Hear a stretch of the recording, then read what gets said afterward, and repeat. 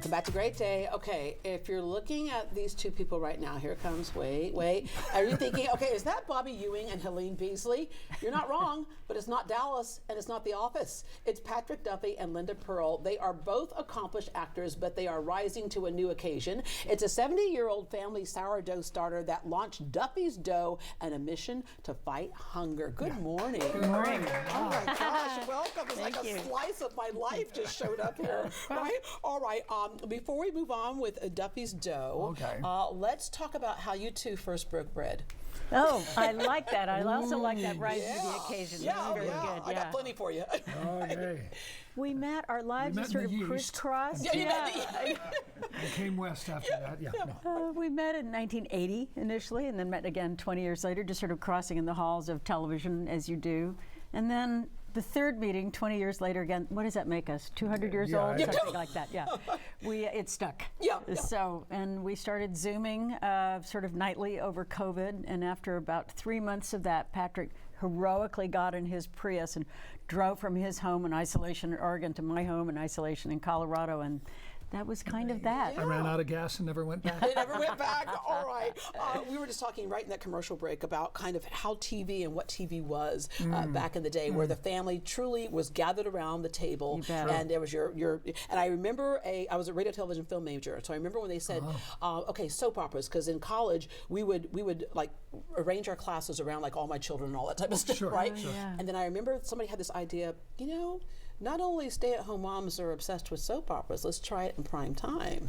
And it went to prime time, and look what it did. Look what it did. Yeah. All right. So you've been an actor doing other projects before, Man from Atlantis and all these different. Goodness, right. But do you remember the first day you auditioned at for Dallas?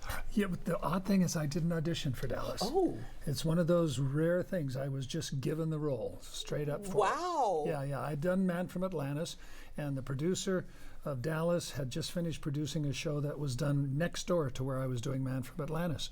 And he got to know my crew and asked about me and all that stuff. And he just called up and said, "Would you like to be on this new show?" And I said, what a great lesson in that, though. He It's became my best friend. Yeah, how you act and what you do, right? It matters. How you behave. Yeah, how you behave. Because he didn't really care about how, the level of my acting. He talked to the crew. He said, what kind of a guy is he? Is he a team player? Does he come early and stay late and all that? And then he said, come aboard. Wow. And I did. Did you have any idea? Because, I mean, it was worldwide. I remember being in England, and this person goes, where are you from? I go, I'm, from Texas. And he goes, oh, Dallas. Yeah, there's no such thing as Texas. It was just Dallas, right? Yeah. And so did you have any clue? And then how crazy did it get? Not at the beginning. None of us did. We did 5 episodes, and all of us were on the phone to our, management and said, we're out of work now. Find us a job. And then 13 years later, we were out of work. But it was a nice 13 years. Oh, my gosh. And the line, Who Shot JR, still plays today. Still plays. And I love how you explain Who Shot JR based on who Larry Hagman's mom was and who, Yeah, Bing Crosby's daughter shot Peter Pan's son.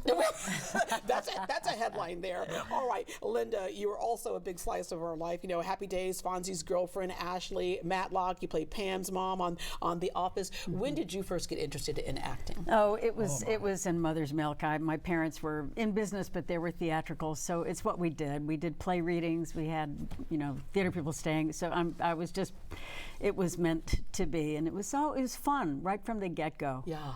And it's even more fun when you get jobs. Oh. Yes, there's that. When you're a working actor, right? And what's so cool about today is that we know that you're like one of the most watched, actors because of streaming today, right? Sure. That's right. Yeah. It sort of goes. But the thing with Matlock and Happy Days was so I dated, when I was first on Happy Days, I was dating Ron Howard. Came back later as a different character, as Fonzie's fiance. But then when I was Matlock's daughter, it was sort of, so I was dating my son of the father of the editor. It was too incestuous.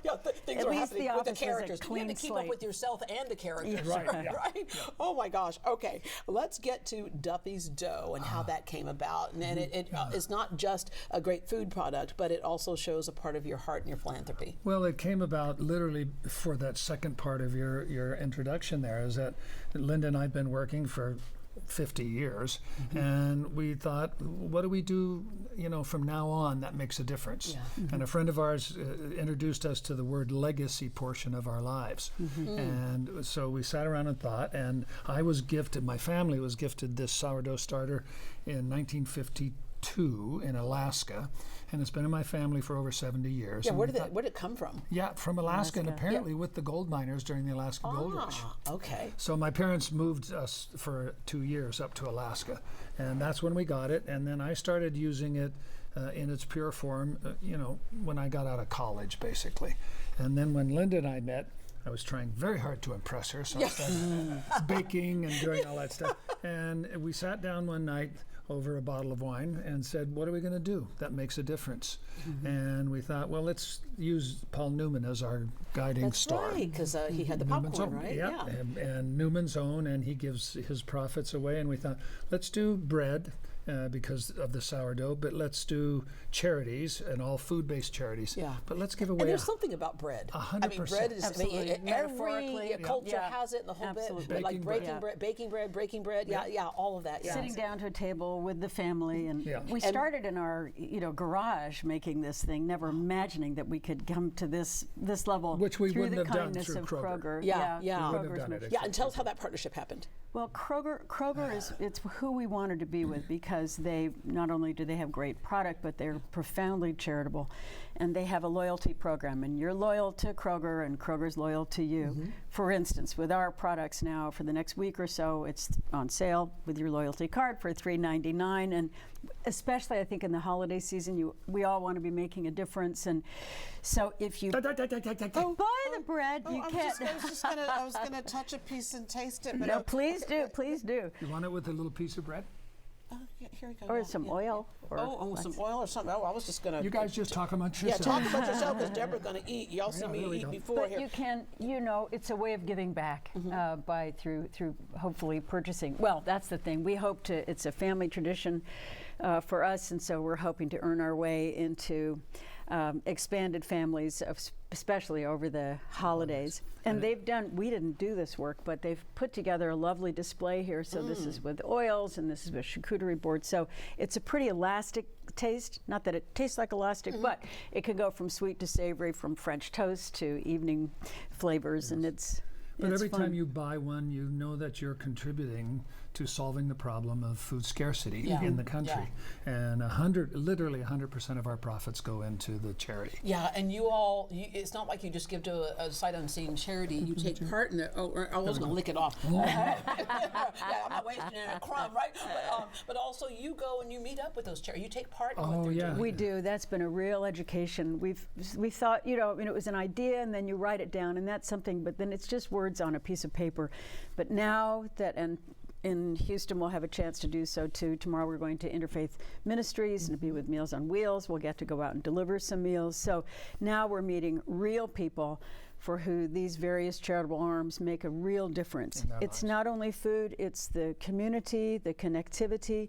So it's becoming sort of more deeply rooted in our intentionality behind all the profits going to food scarcity. Yeah. When we do things like this, so I'm the vice chair of the Salvation Army of Greater Houston, and there's just lots of great things that organization does, right? Yep. And so you feel like you're working real hard to do something for them, but the lesson comes back to totally. And I'm so thankful to be able to do that. You bet. What lessons have you learned thinking that you're doing something for somebody else? What has that whole project done for you? I'll jump in here. One of the astonishing things to me is I had no idea the profundity of hunger in this country. Right.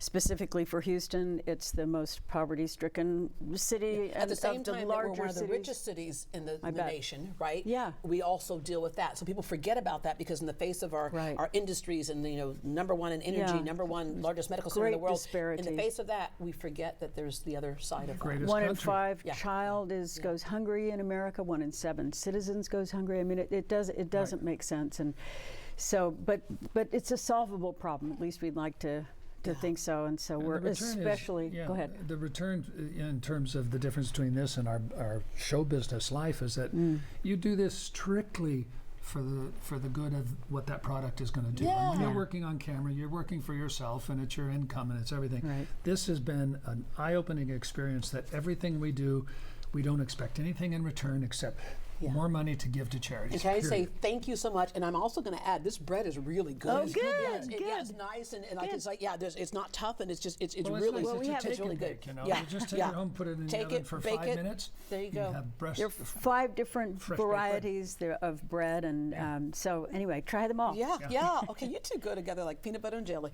All right, you can find Duffy's Dough in Kroger stores throughout Houston. To learn more, visit Kroger.com or download the Kroger app. And if you'd like to meet Patrick and Linda, they're having a meet and greet at the Kroger at 5150 Buffalo Speedway in Houston today from 2 to 3 p.m. And tomorrow they'll be at the Kroger located at 25651 US 59 in Kingwood, also from 2 to 3 p.m. So we come will and see be us. right back.